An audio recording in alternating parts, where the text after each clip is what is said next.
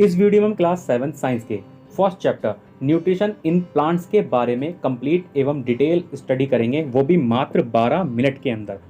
Hello students, मैं हूं शुभम सिंह। तो चलिए आज का टॉपिक मतलब आज का चैप्टर स्टार्ट करते हैं बिना टाइम वेस्ट करते हुए। हम सबको पता है कि हमें अपनी डेली लाइफ परफॉर्म करने के लिए एनर्जी की रिक्वायरमेंट होती है। ये एनर्जी हमें मिलती कहाँ से है भाई? जाहिर सी बात है, सिंपल सी, कि जो भी हम अपना रोज़मर्रा में फूड प्रिपेयर करते हैं, उसे खाते हैं, उसी से हमें एनर्जी मिलती है। ठीक है भाई। अब उसी तरह एक न्यूट्रिशन भी एक प्रोसेस है जिसमें सभी लिविंग ऑर्गेनिज्म अपना फूड प्रिपेयर करते हैं, खाते हैं, उसे यूटिलाइज करते हैं और उन्हें एनर्जी मिलती है। इसी प्रोसेस को हम न्यूट्रिशन बोलते हैं। बच्चों को पता है कि एनिमल एंड प्लांट दोनों ही लिविंग ऑर्गेनिजम्स हैं, दोनों को ही अपनी डेली लाइफ परफॉर्म करने के लिए एनर्जी की रिक्वायरमेंट होती है।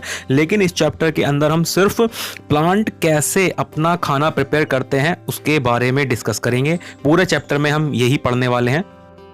इस चैप्टर को कंप्लीट पढ़ने के बाद आप कैसे कैसे क्वेश्चनों के आंसर देने में सक्षम होंगे। आप न्यूट्रिशन को डिफाइन कर पाएंगे, आप डिस्क्राइब कर पाएंगे autotrophic mode of nutrition in plant, आप एक्सप्लेन कर सकते हैं फोटोसिंथेसिस के प्रोसेस को, डिस्क्राइब कर पाएंगे heterotrophic mode of nutrition in plant, and last में अच्छे से एक्सप्लेन कर पाएंगे different type of heterotrophic mode of nutrition के बारे में। तो चलिए स्टार्ट करते हैं मोड ऑफ न्यूट्रिशन से। भैया, न्यूट्रिशन के दो तरह के मोड होते हैं, पहला ऑटोट्रोपिक न्यूट्रिशन एंड दूसरा हेटरोट्रोपिक न्यूट्रिशन, है ना। सबसे पहले हम डिस्कस करेंगे ऑटोट्रोपिक न्यूट्रिशन को। ऑटोट्रोपिक न्यूट्रिशन में जितने भी लिविंग ऑर्गेनिजम्स हैं वो अपना फूड भैया खुद प्रिपेयर करते हैं, किसी दूसरे लिविंग ऑर्गेनिजम्स के ऊपर डिपेंड नहीं रहते। तो ऐसे प्रोसेस को हम ऑटोट्रोपिक न्यूट्रिशन बोलते हैं। और ऐसे ऑर्गेनिजम्स जो भी अपना खाना खुद प्रिपेयर कर रहे हैं उनको बोलते हैं ऑटोट्रॉफ्स। ठीक है, अब बात करते हैं हेटरोट्रोपिक न्यूट्रिशन के बारे में। देखिए भैया, कुछ लिविंग ऑर्गेनिजम्स ऐसे भी होते हैं जो अपना खाना खुद प्रिपेयर नहीं कर पाते, वो दूसरे लिविंग ऑर्गेनिजम्स के ऊपर डिपेंड रहते हैं और उनसे अपना न्यूट्रिशन प्राप्त करते हैं। तो ऐसे न्यूट्रिशन को हम हेटरोट्रोपिक न्यूट्रिशन बोलते हैं। और ऐसे लिविंग ऑर्गेनिजम्स जो खुद से अपना खाना प्रिपेयर नहीं कर पाते, दूसरे लिविंग ऑर्गेनिजम्स के ऊपर डिपेंड रहते हैं, ऐसे ऑर्गेनिजम्स को हम बोलते हैं हेटरोट्रॉप्स। ठीक है, इस चैप्टर के अंदर हम सिर्फ और सिर्फ पेड़ पौधों से रिलेटेड कि वो अपना न्यूट्रिशन कैसे प्राप्त करते हैं वो पढ़ेंगे। ठीक है, तो उसी का एक एग्जांपल है फोटोसिंथेसिस। तो चलिए अब फोटोसिंथेसिस को थोड़ा सा डीपली समझते हैं। देखिए, फोटोसिंथेसिस एक ऐसा प्रोसेस है जिसमें हमारे जो ग्रीन प्लांट्स होते हैं वो अपना खाना खुद प्रिपेयर करते हैं। कैसे? कार्बन डाइऑक्साइड जो कि हमारे एटमॉस्फेयर और वाटर जो कि हमारे सॉइल यानी कि मिट्टी में प्रेजेंट होता है, उनसे अपना खाना प्रिपेयर करते हैं। लेकिन उसके लिए क्लोरोफिल और सोलर एनर्जी की बहुत ज़्यादा ज़रूरत होती है। सोलर एनर्जी हमें सन से मिल जाती है और क्लोरोफिल भाई एक तरह का पिगमेंट होता है जो कि पेड़ की लीफ के अंदर पहले से ही प्रेजेंट होता है ना।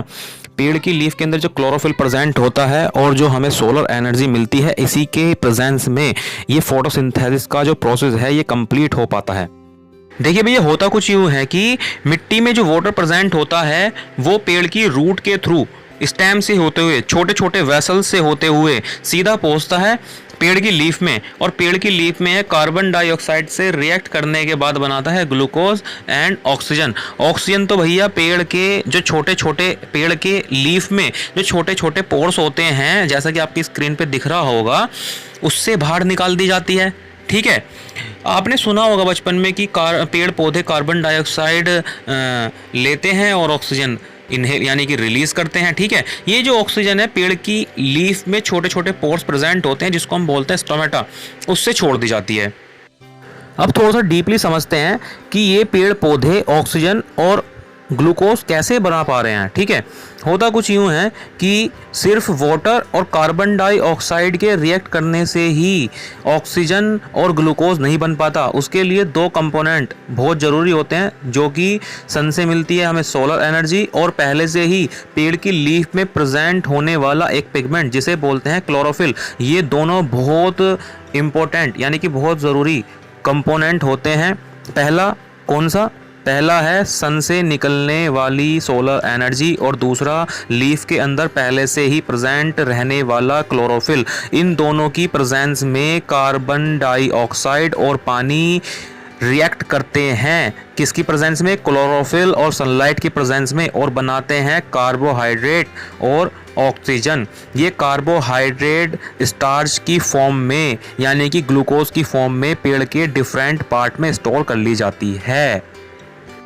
अब बात करते हैं फोटोसिंथेसिस के सिग्निफिकेंस के बारे में। Photosynthesis is the widely process on this earth. ठीक है, इसका सबसे बड़ा सिग्निफिकेंस तो भाई यही है कि फोटोसिंथेसिस सोलर एनर्जी को कार्बनिक पदार्थों में बदलने में मदद करता है। दूसरा, फोटोसिंथेसिस सीधे मतलब डायरेक्ट या इनडायरेक्ट तरीके से कहीं ना कहीं जितने भी लिविंग ऑर्गेनिजम्स हैं उनका प्राइमरी सोर्स ऑफ फूड है। और तीसरा सबसे बड़ा इंपॉर्टेंट सिग्निफिकेंस ये है कि फोटोसिंथेसिस इस अर्थ पर हमारे इकोसिस्टम में एयर को प्यूरिफाई करने तथा कार्बन डाइऑक्साइड और ऑक्सीजन को हमारे इकोसिस्टम में बैलेंस करने का काम करता है। आई होप इतना टॉपिक आपको अच्छे से क्लियर हुआ होगा। And now it's time to perform true and false. पहले ट्रू फॉल्स में पूछ रहा है कि फोटोसिंथेसिस के प्रोसेस में क्या फैट प्रोड्यूस होता है, तो इसका आंसर आप मुझे कमेंट में बताइए क्या इसका आंसर ट्रू या फिर फॉल्स है। और दूसरे ट्रू फॉल्स में पूछ रहा है कि पेड़ की लीफ में क्लोरोफिल नाम का कोई पिगमेंट पाया जाता है क्या, इसका आंसर भी आप मुझे ट्रू है या फिर फॉल्स है कमेंट में बताइए। अब आगे बात करें हम दूसरे टाइप्स के न्यूट्रिशन के बारे में जिसे हम बोलते हैं हेटेरोट्रोपिक मोड ऑफ न्यूट्रिशन। देखिए इस तरह के न्यूट्रिशन में होता क्या है कि कुछ पेड़ पौधे ऐसे होते हैं जिनके पास क्लोरोफिल प्रेजेंट नहीं होता, तो उनके पास क्लोरोफिल प्रेजेंट ना होने के कारण वो फोटोसिंथेसिस नहीं कर पाते, और जब ये फोटोसिंथेसिस नहीं कर पाएंगे तो अपना खाना भी नहीं बना पाएंगे। ठीक है, तो अब ये अपना न्यूट्रिशन कैसे प्राप्त करेंगे, तो इनके पास एक ऑप्शन ये है कि या तो ये किसी दूसरे प्लांट के ऊपर सर्वाइव करें या फिर अपना खाना किसी इंसेक्ट वगैरह, जैसे कि आपने अभी पिक्चर में देखा इस पेड़ ने अपना खाना इस इंसेक्ट से प्राप्त किया, यानी कि जैसे इसने इसको ट्रैप किया इसका न्यूट्रिशन पूरा हो गया। तो ऐसे न्यूट्रिशंस को ही हम हेटेरोट्रोपिक न्यूट्रिशंस बोलते हैं। Basically there are 4 types of heterotrophic plants. पहला है भैया पैरासिटिक प्लांट्स, दूसरा सेप्रोफाइटिक प्लांट्स, तीसरा सिम्बायोटिक प्लांट्स और चौथा है इंसेक्टिवोरियस प्लांट। ठीक है, इन सभी प्लांट्स को हम 1 बाय 1 डीप में डिस्कस करेंगे। तो चलिए स्टार्ट करते हैं अपना पहला पैरासिटिक प्लांट से। ठीक है, कि पैरासिटिक प्लांट्स होता क्या है। कस्केटा यानी कि अम्बरवेल एक तरह का पैरासिटिक प्लांट है जो कि अपना खाना खुद नहीं बना पाता क्योंकि इसके अंदर क्लोरोफिल प्रेजेंट नहीं होता। तो ये दूसरे पेड़ के ऊपर क्लाइंब करके उससे अपना न्यूट्रिशन अब्जॉर्ब करता है। तो ऐसे प्लांट्स को जो कि अपना खाना खुद नहीं बना पाते उसका एक एग्जाम्पल हमने लिया है कस्केटा, जो कि पैरासिटिक प्लांट्स की श्रेणी में आता है और जिसके ऊपर ये क्लाइंब कर रहा है उसे बोलते हैं हम होस्ट। चलिए अब बात करते हैं नेक्स्ट टाइप के न्यूट्रिशन के बारे में, यानी कि सेप्रोफाइटिक प्लांट्स के बारे में।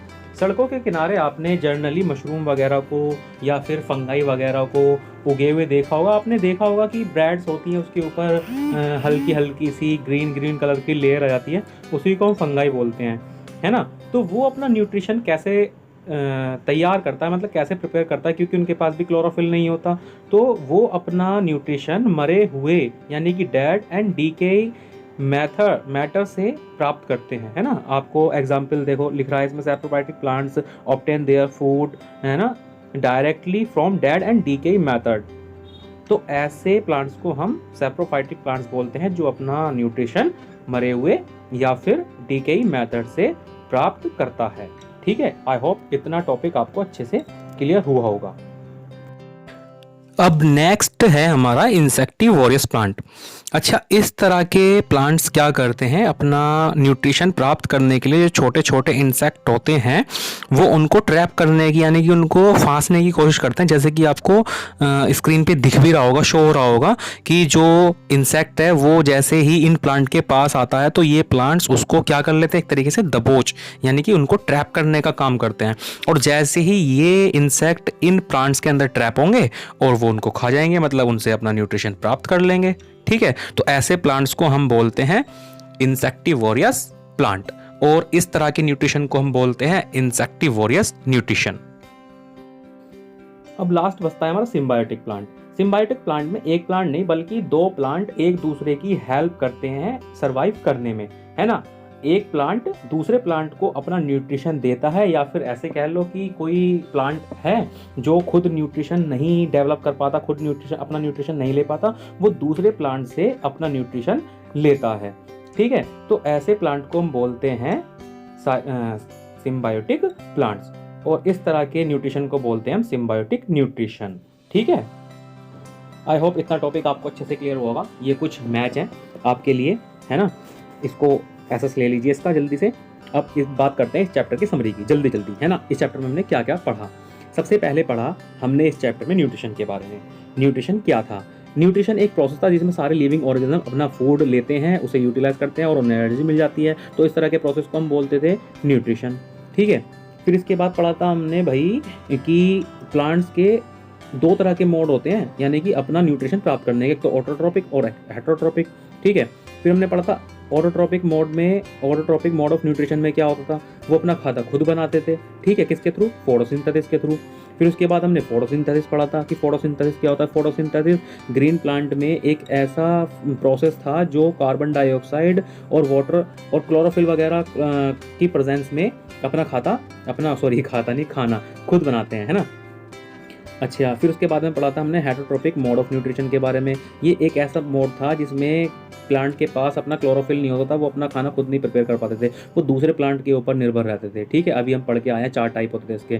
फिर हमने पढ़ा था पैरासिटिक प्लांट्स, है ना, वो अपना खाना खुद प्रिपेयर नहीं करते, वो दूसरे प्लांट से अपना खाना लेते हैं। ठीक है, और जिससे खाना लेते हैं उसको बोलते थे हम होस्ट।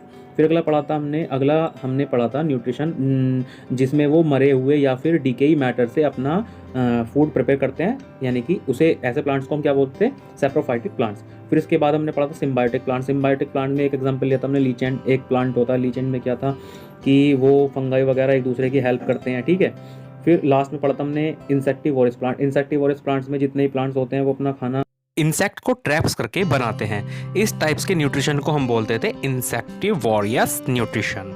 ठीक है, यहाँ पर ये टॉपिक होता है ख़त्म, चैप्टर भी होता है ख़त्म। Tata bye bye.